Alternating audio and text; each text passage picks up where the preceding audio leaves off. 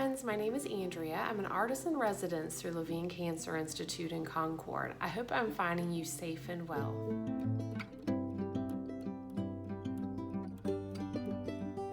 To start, I'm just going to be starting with my crayons in order to do a line drawing of the pumpkin and any surrounding things I want with that, knowing that I'll go back in with the watercolor and add in bigger areas of color and filling in those lines, so to speak. So you could start this with a pencil if you wanted, and then put the crayon on top of it. An oil pastel would work too. The whole idea is that it is an oil resist. So there's an oiliness to the crayons and the oil pastels that then repels the watercolor, so you still see those lines standing out. So if you've seen an earlier tutorial I posted on how to draw a pumpkin, you might want to go into that just to see the different perspectives. I'm going to do a perspective where it kind of looks like I'm looking down onto the pumpkin on the ground. So I'll start my simple line drawing. You'll see me switch in and out of different colors here too. I'm just going to be starting with a basic orange and just doing these little bumps and lumps, and you'll see a texture from it just because of the watercolor paper having a little texture. But then also just the grip of the crayon itself.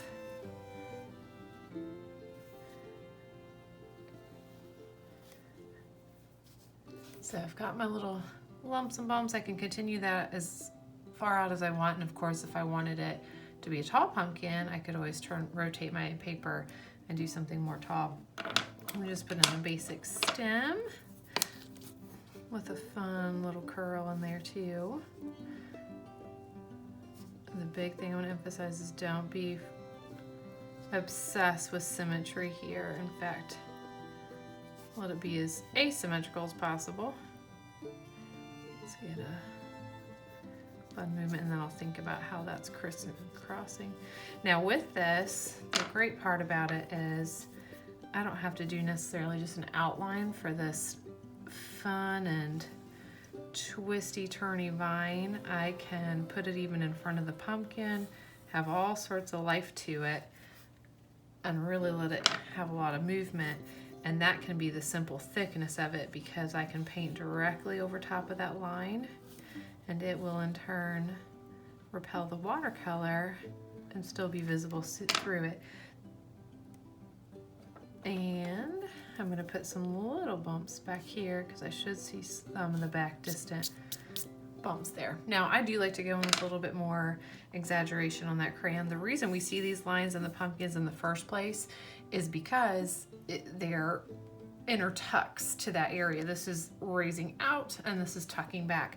So especially where it makes contact to the ground, I might push even like a darker brown or just a deeper, darker orange. I don't want it to be something that's super bright. That's the difference. Is it could even be a green too. It's going to mix in a little bit. That's where it's meeting the ground, so it's not getting a whole lot of light in the first place, but it's also in those cracks and crevices, so it shouldn't be a bright color. But notice how it is going to turn into its own color, kind of a dulled out orange. Sometimes it looks green. I think the depth of that is beautiful anyway. Now I could also even, put in some grasses and some other things. I am going to play up a little more texture in this stem, and especially push it a little darker where I want it to cross there behind. This sounds wild, but you'll see me use some purple where I want that to look darker, and I want this one to look like it's coming behind. So I'll push a little darker area there too, even in some greens. But because I want this one to cross over, I'm gonna push some yellow. So don't be afraid to really exaggerate some colors, because truly this is the step that gives you those depths of colors. As we add in the watercolor, they're kind of more of a simple fill-in. And you'll see me every once in a while like to put little curly cues off of your vine. You could throw some leaves on here too if you wanted. I don't want to spend too much time on that. It's not about that, it's about the pumpkin itself.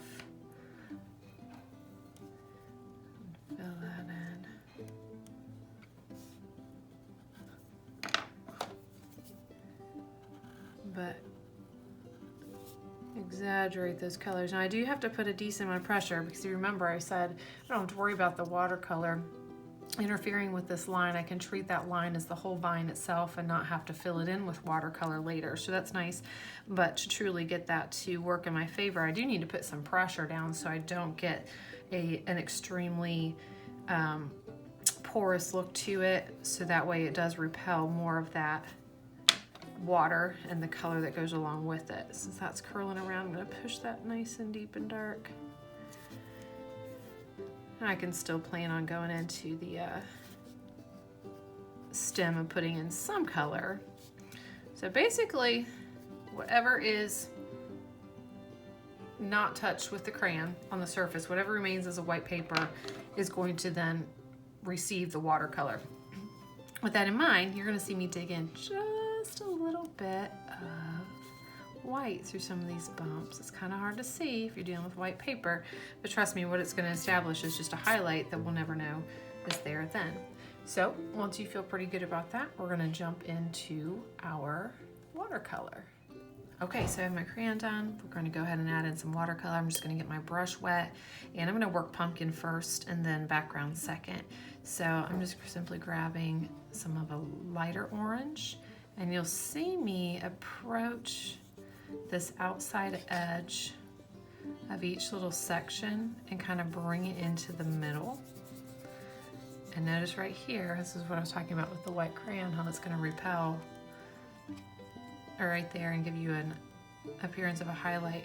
And the reason I'm starting around the outside edge and pulling in is so that it does have a transitional effect of it getting darker in those cracks and crevices. So I'm not just depending on the line to create that dark area, I'm also alluding to like a value change in there too. So I don't want to play with them too much. I will say later I'm going to come in and put in maybe a deeper, darker orange and or red, especially closer to the bottom, so it looks even more dimensional and looks more like a sphere than just a circle. All right, so that continues. I'll work in these sections. Again, you'll see that surprising little highlight pop out. And I didn't put it all over because sometimes you can have too much of that and then it's just looks like a radiating pumpkin. Not sure that's one you want to pick from a patch. And then, oops, every once in a while you might get a crayon crumb that you're going to have to pick out. When you get to these smaller sections, it becomes a little difficult to do that transition, and I just have kind of a smaller round brush. So I'm going to let that dry up just some. I might play with the stem a little bit, adding in some greens. Again, I have built up a lot of crayon in there, so it doesn't have a whole lot of white paper remaining that will even accept the paint, but I do want to get something in there, and you can see it even kind of beat up because of the oils pulling and really resisting that area. And I'm not going to mess with that stem. Again, my whole goal is to use the oil pastel or the crayon in order to make that stem so I can paint my background over it. So I'm going to let that dry up for a moment, and then I'm going to work on the background. Now for the next part, that first layer of just the basic orange on the pumpkin is dry, and I'm going to work in a background next. This I'm going to do slightly different. I'm going to work in a wet on wet wash. So all that means is you're going to mop in with, I'm using a bigger round brush, even over that vine, around that pumpkin. That's why it was important for that to dry, because even though it has that barrier of the oily crayon, it will, we don't want to seep into that too badly. I can even go right over top of that. I like to leave a little bit of a white border just for kind of a more whimsical look and a softer background. So this is why we're doing the wet on wet wash, is so you have a softer background look to it, and it will let those colors just sort of bleed into the others and not be so straightforward and straight cut like the foreground of the pumpkin. So I'm going to wash in now that that's wet. I don't want it to be super wet, but enough that it's going to stay that way for a bit. I'm putting in a blue, and it's very stereotypical sky color, but it accents that pumpkin really well because orange and blue complement each other. And I'll explain why I'm doing a floating pumpkin in the sky here. I'm putting blue all the way around it because I plan on putting some greens and browns and some other colors down there on the ground. Well, they'll have blue in them anyway. If I'm using a green, it'll have a blue. And then this way they'll just kind of combine with each other a little bit more subtly and softly and not have a huge distinct separation between ground and sky. Now note, you could do say like a purpley sky, something dark. I would suggest, like if you plan on doing more of a nighttime sky though, don't do just like a flat black. Put in say a purple and let that dry and then put a wash of black over it. You'll just get this ambiance about it that just has such a deeper quality for just one extra step. And we'll let that dry up just a teensy bit. I want it to be still pretty damp. And then I'm gonna wash in some of this green. And this is where it's gonna mix and mingle with the blue. This is what I'm talking about, where you glaze and add various layers to your colors. You just created your own color. You just made something that your palette cannot offer. And I'm even okay if it bleeds up into the bottom of that pumpkin, so it just puts it down on the ground a little bit more. And it doesn't have such a floating appearance to it. I could get in a deeper green. I just have to be careful in this case that it doesn't get too soupy, if you will, because eventually you start pulling away color versus applying. So if that's the case and you feel like it's not getting any darker, it just seems to actually be appearing lighter, then it's just, it wants to move away from you. It wants to dry so badly, so it ends up kind of absorbing the color back up into your brush while the paper's wanting to dry. So I might give that just a second, and then I will put in just some darker areas down in this vicinity. But before I do that, I can do one of two things, or both. I have a spray bottle. I might just cover up my pumpkin, just mask it with my hand real quick. And I'm just giving it a little spritz, and this is gonna give it this really kind of fun, distant look to it. I also have, if you've seen some of my other tutorials, you know I love using table salt in my watercolors, and that is going to absorb that water and just give it so much more added depth to it. You can see I splattered some green in there. Pick it up a little bit. And I'll just let that dry up a little bit more, and then I'll go back in and put in some darker area to make that bottom just a little bit more stable. Now I want to play in with this pumpkin a little bit more, going back to that smaller round brush. And now let's just, I like kind of save these deeper, darker colors for last, not only for dry time purposes, but it's good to just sort of build in layers and see it evolve. So I'm building in a deeper, darker orange now on these lines, and that doesn't mean that I have to now bring it into the entire pumpkin, but rather I might just add a little extra drama and bring in, just emphasize those lines a little bit more. Just don't carry it in as far. So I'm still getting that lighter color in the middle of those sections, so they look more raised. One thing I like to do too is up in the more raised areas, if I don't want it to look so pastel, I could actually add in a little bit of yellow, so that right near those highlights, I don't want it to look like a complete gourd. I know it's in the squash family, but I still want it to be orange. Of course, you have to have yellow in order to get orange anyway, so I'm just gonna warm that area up with some yellow, fire it up a little more, and just exaggerate some colors here. Just push those darks, the hair darker. We're not working in a flat area, we're working off those lines that we established in the first place. And while that's happening, that background's drying up and getting all distant back there, which is what we want. Now again, if you start to play in this and you start to pull away more than you apply, let it dry. Okay, so after that dry time, we'll just go ahead and add in a little bit more depth, a little bit darker colors, and just push it as far as we want to. I will note, you can see where the salt has done this great job of giving these speckles, as I like to call them, and I want to try to fleck those off a little bit so I don't reactivate them or feel like I'm working around those. So you can either just hold them over the trash can and swipe your hand over it quickly and get those to fall off, and that shouldn't bother you later. Some people like to leave it on as a finishing touch too, for a little shimmer too.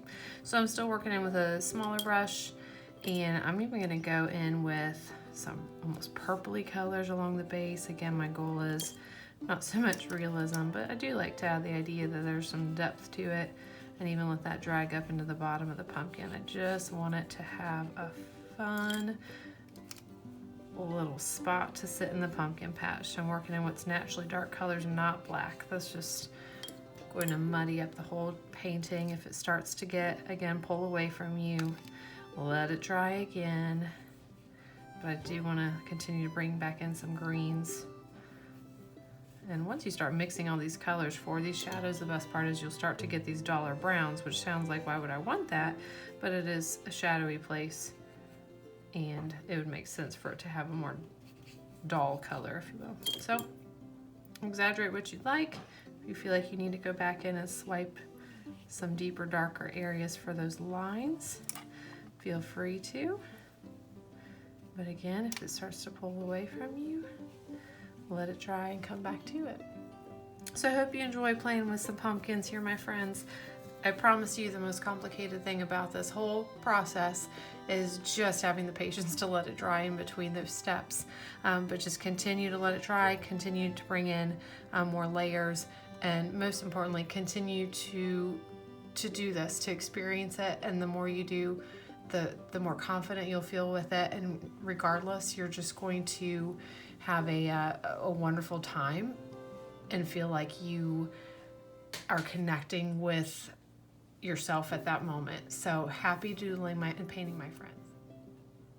So I promise you this, the most complicated part of this entire process is just being patient and waiting in between your layers and being able to get those slightly deeper colors and more exaggerated layers of those colors. So the more you do, the more confident you'll get and the more connected you'll feel with the process. And that's the whole point of creating, is just the depth of connection with yourself as well as a process. So happy pumpkin painting, my friends. Take care.